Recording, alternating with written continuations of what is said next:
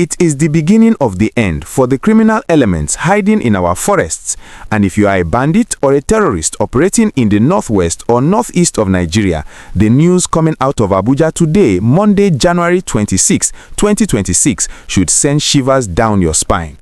The headlines you saw are not just empty threats, they are a promise of fire and fury. Bandits in trouble. The United States military has officially vowed to open the floodgates of intelligence and equipment to Nigeria. We are talking about a level of support that we have not seen in decades, and the message is clear. The days of hiding in the forests are over. We are broadcasting this breaking security update to give you the full gist of what is happening right now in the capital. The Deputy Commander of the United States Africa Command, also known as AFRICOM, Lieutenant General John Brennan, has just concluded a high-stakes visit to Abuja. In an exclusive interview that is shaking the security circles, he declared that the US is getting more aggressive. This is not the diplomatic speak we are used to, this is military talk. He confirmed that Washington is now ready to provide Nigeria with critical equipment with less restrictions. Let's pause and understand what less restrictions means. For years, Nigeria has complained that when we want to buy advanced weapons to fight these bandits, the West blocks us with human rights concerns or bureaucratic red tape. But General Brennan has just shattered that obstacle. He stated clearly that the US is now focused on enabling their partners, that is the Nigerian military, to be successful. This means better drones, sharper satellite imagery, and the kind of hardware that can spot a bandit on a motorcycle from miles away in the dead of night. To understand why this is happening now in January 2026, you have to look back at what happened just a month ago. Do you remember Christmas Day 2025? While we were eating jollof rice, the skies over Sokoto State were lighting up. The US military conducted surprise airstrikes on ISIS-linked targets in the northwest. At the time, many people were confused. Was it a one-off? Was it a mistake? Now we know the truth. That airstrike was the opening ceremony of this new partnership.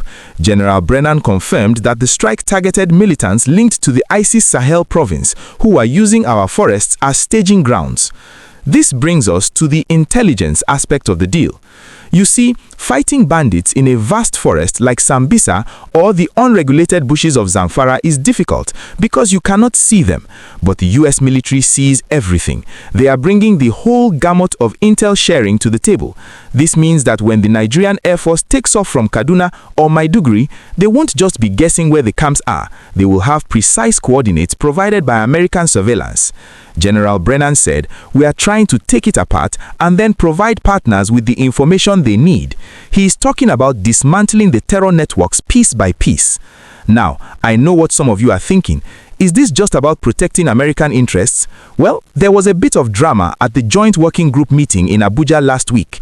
The US State Department representative Alison Hooker pushed hard on the narrative that the Nigerian government must do more to protect Christians. This has been a sensitive topic since the Trump administration redesignated Nigeria as a country of particular concern. However, General Brennan was quick to clarify that the military support is not limited by religion.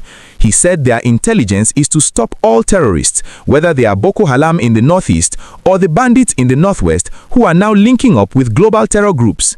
This distinction is crucial.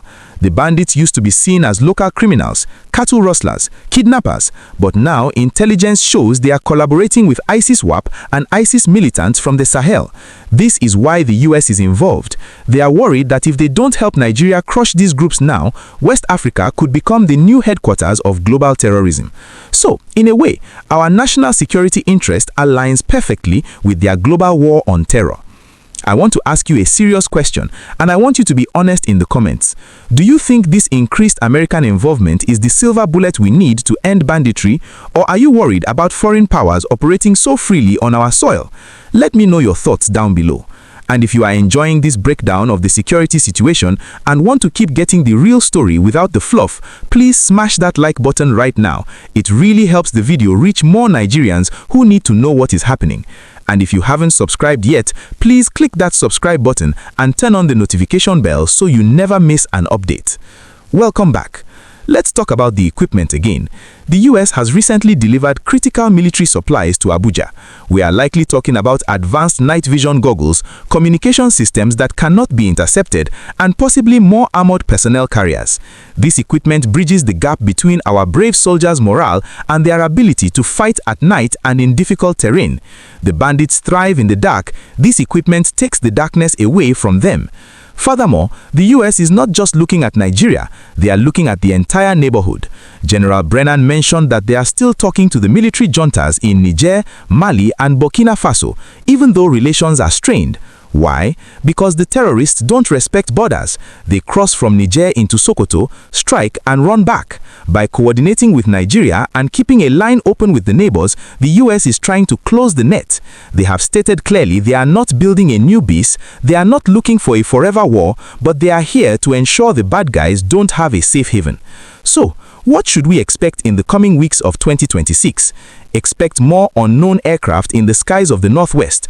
Expect more precision strikes that leave bandit leaders wondering who sold them out. The combination of Nigerian boots on the ground and American eyes in the sky is a deadly mix for anyone standing on the wrong side of the law. The Bandits in Trouble headline is not just clickbait, it is a statement of fact. The battlefield has changed, the rules of engagement have changed, and with the US vowing to destroy these networks, the forests are about to become very uncomfortable for the criminals who have held our nation to ransom. We will be watching closely to see how this equipment is deployed and if it translates to peace in our communities. Until then, stay safe, stay vigilant, and keep your eyes on the news.